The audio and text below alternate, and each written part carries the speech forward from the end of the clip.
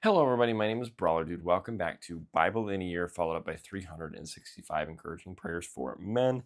Today we are reading 2 Samuel 21 through 22. I'm going back to a physical copy. I want to see if this changes anything for me. I've been doing everything on my computer, and it's made it editing and everything so much easier, but feels a little more distracting being on my computer. So we're going to try this for a couple days and see what that does for us, see if that changes anything. At least for me, not for you guys, maybe for me. This is just a personal thing. So obviously just listening to it, doesn't matter where I'm at, it's going to be probably the same for you guys, maybe. I don't know. Let me know. So anyways, make sure you guys click the link in the description below to listen to today's devotional after the reading today. Without further ado, 2 Samuel chapter 21. Now there was a famine in the days of David for 3 years, year after year, and David inquired of the Lord. And the Lord answered, It is because of Saul and his bloodthirsty house, because he killed the Gibeonites. So the king called the Gibeonites and spoke to them. Now the Gibeonites were not of the children of Israel, but of the remnant of the Amorites. The children of Israel had sworn protection to them, but Saul had sought to kill them in his zeal for the children of Israel and Judah. Therefore David said to the Gibeonites, What shall I do for you? And with what shall I make atonement, that you may bless the inheritance of the Lord?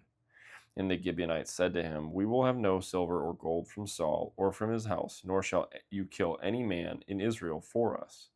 So he said, Whatever you say I will do for you. Then they answered the king, As for the man who consumed us and plotted against us that we should be destroyed from remaining in any of the territories of Israel, let 7 men of his descendants be delivered to us, and we will hang them before the Lord in Gibeah of Saul, whom the Lord chose. And the king said, I will give them. But the king spared Mephibosheth, the son of Jonathan, and the son of Saul, because of the Lord's oath that was between them, between David and Jonathan, the son of Saul. So the king took Armoni and Mephibosheth, the 2 sons of Rizpah, the daughter of Aiah, whom she bore to Saul, and the 5 sons of Michal, the daughter of Saul, whom she brought up for Adriel, the son of Barzillai, the Mahelathite. And he delivered them into the hands of the Gibeonites, and they hanged them on the hill before the Lord. So they fell, all 7 together, and were put to death in the days of harvest, in the first days, in the beginning of barley harvest. Now Rizpah, the daughter of Aiah, took sackcloth and spread it for herself on the rock, from the beginning of harvest until the late rains poured on them from heaven. And she did not allow the birds of the air to rest on them by day, nor the beasts of the field by night. And David was told what Rizpah, the daughter of Aiah, the concubine of Saul, had done. Then David went and took the bones of Saul and the bones of Jonathan his son from the men of Jabesh Gilead, who had stolen them from the street of Bethshan, where the Philistines had hung them up after the Philistines had struck down Saul in Gilboa. So he brought up the bones of Saul and the bones of Jonathan his son from there, and they gathered the bones of those who had been hanged. They buried the bones of Saul and Jonathan his son in the country of Benjamin in Zelah, in the tomb of Kish his father. So they performed all that the king commanded, and after that God heeded the prayer for the land. When the Philistines were at war again with Israel, David and his servants with him went down and fought against the Philistines, and David grew faint. Then Ishbi-Benob, who was one of the sons of the giant, the weight of whose bronze spear was 300 shekels, who was bearing a new sword, thought he could kill David. But Abishai the son of Zeruiah came to his aid, and struck the Philistine and killed him. Then the men of David swore to him, saying, You shall go out no more with us to battle, lest you quench the lamp of Israel. Now it happened afterward that there was again a battle with the Philistines at Gob. Then Sibbechai the Hushathite killed Saph, who was one of the sons of the giant. Again there was war at Gob with the Philistines, where Elhanan the son of Jaaragim, the Bethlehemite, killed the brother of Goliath the Gittite, the shaft of whose spear was like a weaver's beam. Yet again there was war at Gath, where there was a man of great stature who had 6 fingers on each hand and 6 toes on each foot, 24 in number. And he was also born to the giant. So when he defied Israel, Jonathan the son of Shemaiah, David's brother, killed him. These 4 were born to the giant in Gath and fell by the hand of David and by the hand of his servants. 2 Samuel chapter 22. Then David spoke to the Lord the words of this song on the day when the Lord had delivered him from the hand of all his enemies and from the hand of Saul. And he said, The Lord is my rock and my fortress and my deliverer, the God of my strength in whom I will trust, my shield and the horn of my salvation, my stronghold and my refuge, my Savior, you save me from violence. I will call upon the Lord who is worthy to be praised. So shall I be saved from my enemies. When the waves of death surrounded me, the floods of ungodliness made me afraid. The sorrows of Sheol surrounded me. The snares of death confronted me. In my distress I called upon the Lord, and he cried out, and cried he not he sorry, and cried out to my God. He heard my voice from his temple, and my cry entered his ears. Then the earth shook and trembled. The foundations of heaven quaked and were shaken, because he was angry. Smoke went up from his nostrils, and devouring fire from his mouth. Coals were kindled by it. He bowed the heavens also, and came down with darkness under his feet. He rode upon a cherub and flew. When he was seen upon the wings of the wind, he made darkness canopies around him, dark waters and thick clouds of the skies. From the brightness before him, coals of fire were kindled. The Lord thundered from heaven, and the Most High uttered his voice.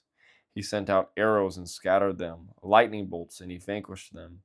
Then the channels of the sea were seen, the foundations of the world were uncovered. At the rebuke of the Lord, at the blast of the breath of his nostrils. He sent from above, he took me, he drew me out of many waters. He delivered me from my strong enemy, from those who hated me, for they were too strong for me. They confronted me in the day of my calamity, but the Lord was my support. He also brought me out into a broad place. He delivered me because he delighted in me. The Lord rewarded me according to my righteousness, according to the cleanness of my hands. He has recompensed me. For I have kept the ways of the Lord and have not wickedly departed from my God, for all his judgments were before me. And as for his statutes, I did not depart from them. I was also blameless before him, and I kept myself from my iniquity. Therefore the Lord has recompensed me according to my righteousness, according to my cleanness in his eyes.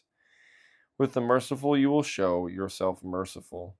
With a blameless man you will show yourself blameless. With the pure you shall show yourself pure, and with the devious you shall show yourself shrewd. You will save the humble people, but your eyes are on the haughty, that you may bring them down. For you are my lamp, O Lord. The Lord shall enlighten my darkness. For by you I can run against a troop. By my God I can leap over a wall. As for God, his way is perfect. The word of the Lord is proven. He is a shield to all who trust in him.